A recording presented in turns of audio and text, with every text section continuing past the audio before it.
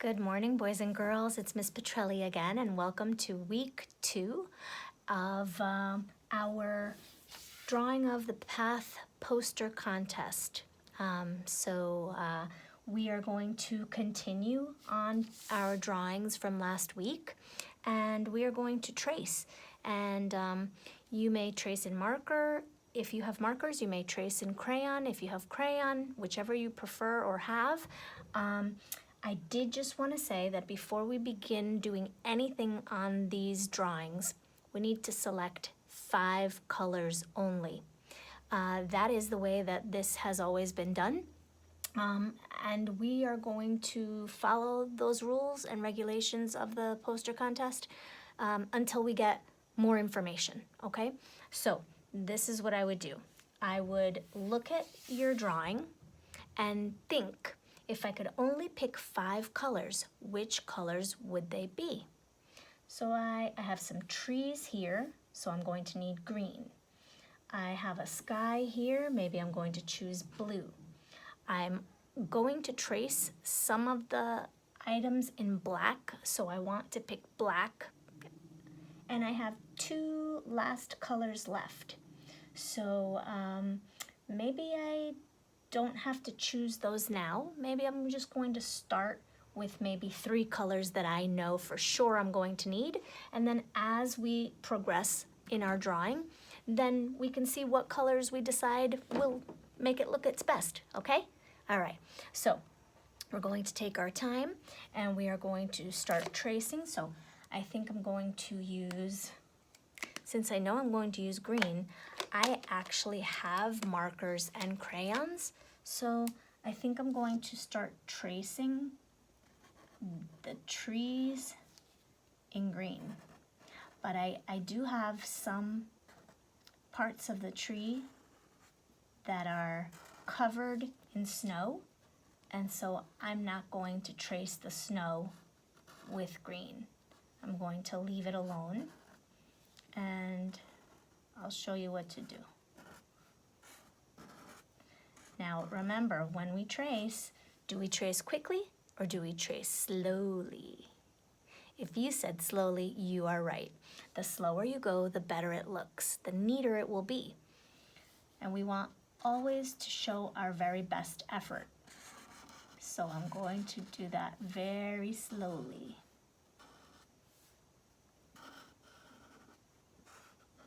Okay, there's my green tree.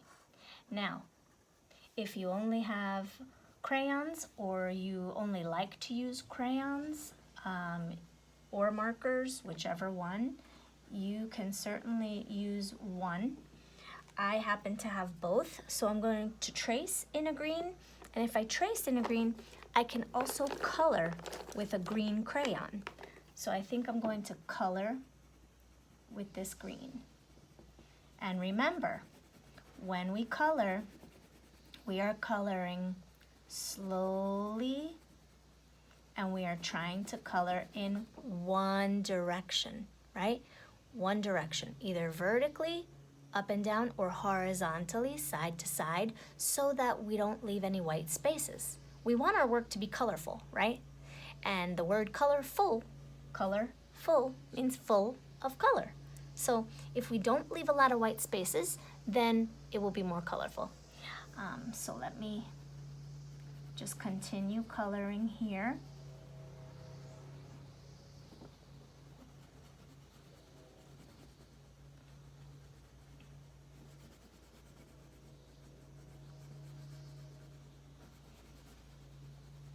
Okay, so now I have my snow left white like the paper, and you know what? I am gonna trace the whole thing. It's just easier that way, and then we'll color the background. It will be less confusing if we trace all of our lines. Okay, now I'm going to color in my other tree. Whoops. Okay.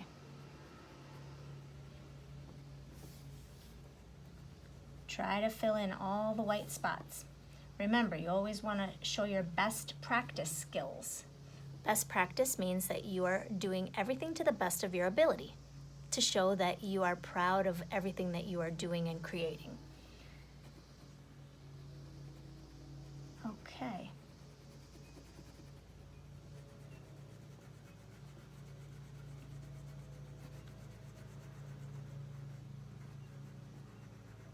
Now that I have finished coloring whatever needs to be colored green,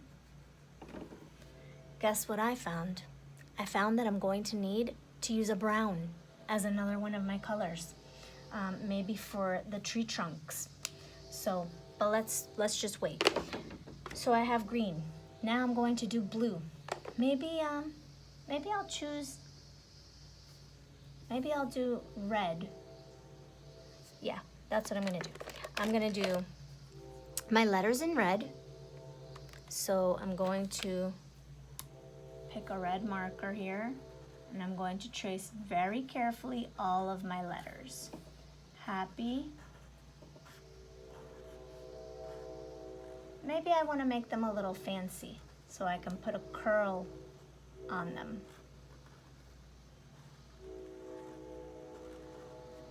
Do you have to do that? No, you don't have to do that, but you can if you'd like. Okay, so I'm going to do that here and here. Now remember, when we're tracing, we are trying to hide all of our pencil. We do not want to let the pencil show, because that's going to look sloppy. Okay, happy holidays. And then from, I'm going to also make red. You can choose to make them whatever colors you like. And then the same blue that I know that I'm going to color with crayon in the sky, I am going to make the word path. But notice on this page, I made path in bubble letters or block letters. So I'm going to color them in to make them stand out from all of the other words. When we make something stand out, we're drawing attention to that element, and then that gives it a lot of importance. And since this is for path trains, I wanted to make that word stand out.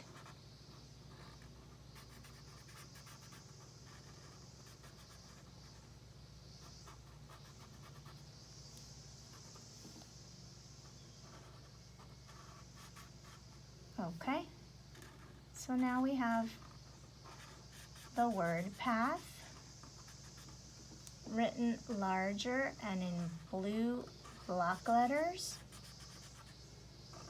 And I'm taking my time and I'm tracing and filling in with color very slowly. Okay, it's looking good, boys and girls. Now I think I'm going to stick with the blue, and I'm going to trace over my snowflakes.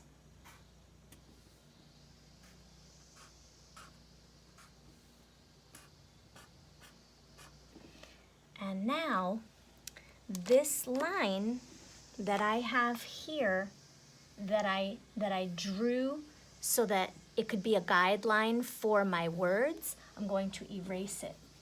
I don't need to see that anymore. That was just to map out how I was going to curve my words. Okay, so I erased that. Now, let me see. We need to color this blue. So I'm going to take a blue crayon and I'm going to start coloring, but I'm gonna try to match the blue.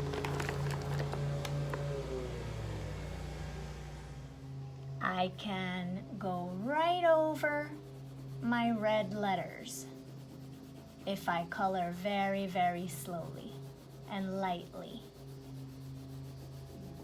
Then it looks like my words are floating in the sky.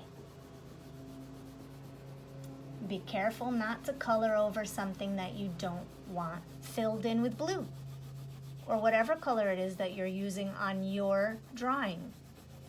I'm going slowly in the same direction, horizontally back and forth.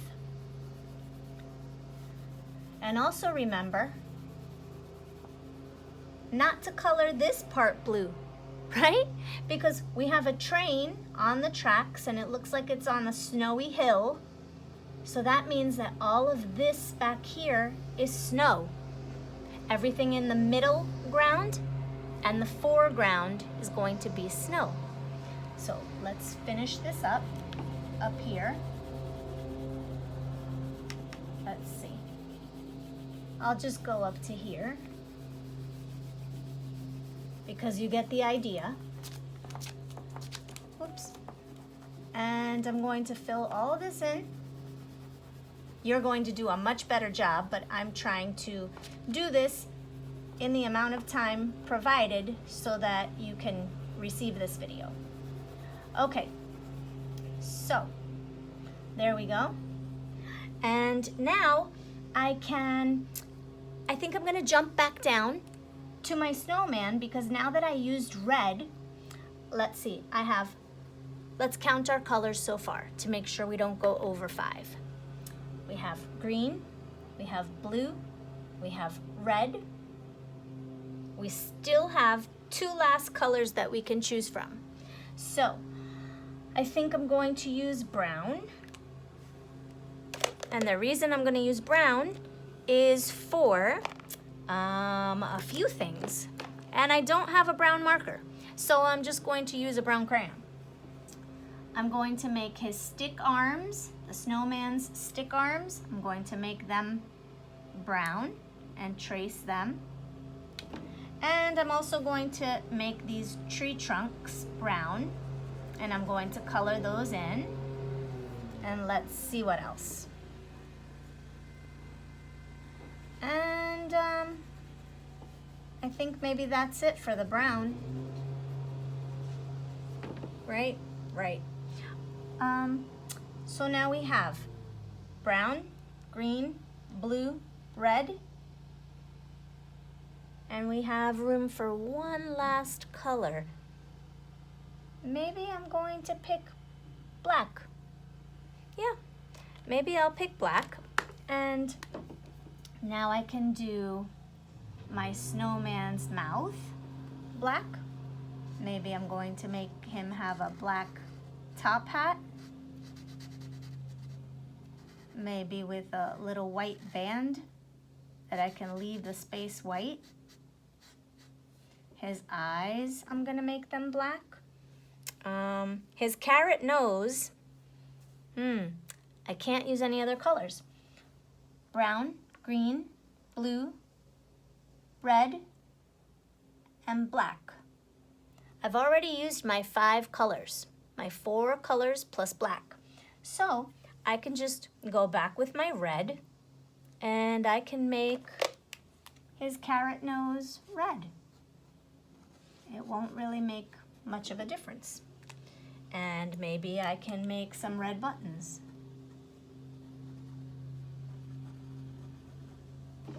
And maybe, I don't know, maybe he can have a blue scarf.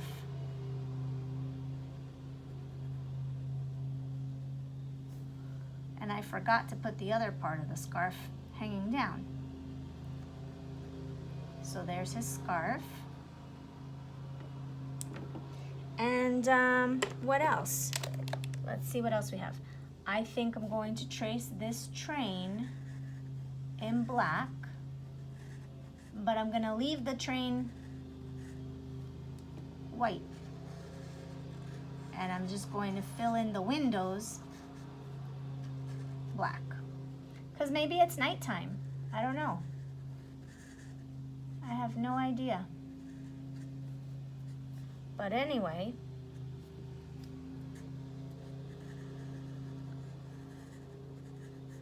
there are the windows. There's the train. I have my letters. Please make sure before you add marker and trace your words, now that I'm thinking about it, make sure that it says Happy Holidays with an S from Path, and that the whole word of path is all capital letters, okay? and then the two H's also have to be capital. Okay?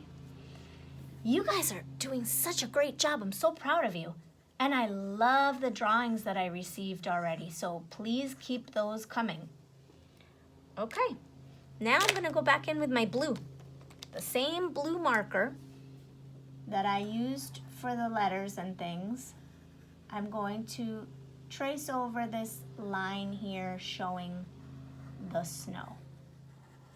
Why? Because I don't want to leave the pencil showing. It looks much cleaner and neater and polished if I trace this line in blue. Now, why am I tracing it in blue? Do you know? I'm gonna tell you if you don't.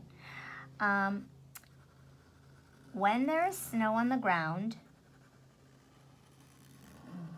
because it is white, the color of the sky is reflected onto the snow.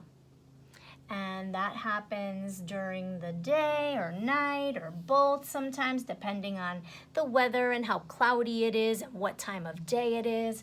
And also, when there are shadows cast upon the snow, they also appear to be bluish or purplish, okay, like a cool color. So I am going to go back with that same blue crayon, and I'm going to actually put a little bit of color onto my snow here. Do you have to? No, you don't. I'm doing it just to make it look a little bit more interesting, a little bit more realistic, looking like real trees do outside. And I think it breaks up all of this white space that is left because of the snow. So it's just going to make your drawing and your piece look a lot more colorful. So just randomly like this, a couple of curved lines maybe, showing that it's going down. I can trace my snowman in marker or crayon. Remember, whatever you have or whatever you prefer to use. I'm going to make a little bit of a shadow under each snowball, just to give it the illusion of creating a form. Remember, we're drawing a circle, but we want it to look as though it is curving around and that it's a sphere, which is a three-dimensional form. You say, three-dimensional form. Very good. So we did that in first grade. We made the snowman. So now you can apply that same knowledge to this drawing. And now it looks as though he is not flat. Looks like he is rounded. And he looks a lot cuter, I think. I'm gonna put a little bit of blue here. It doesn't really matter where. You're just adding a little bit more color into the snow. And that's pretty much it. If I want, I can continue to make some blue curved lines to indicate or to show that the ground is lumpy with lots and lots of snow everywhere.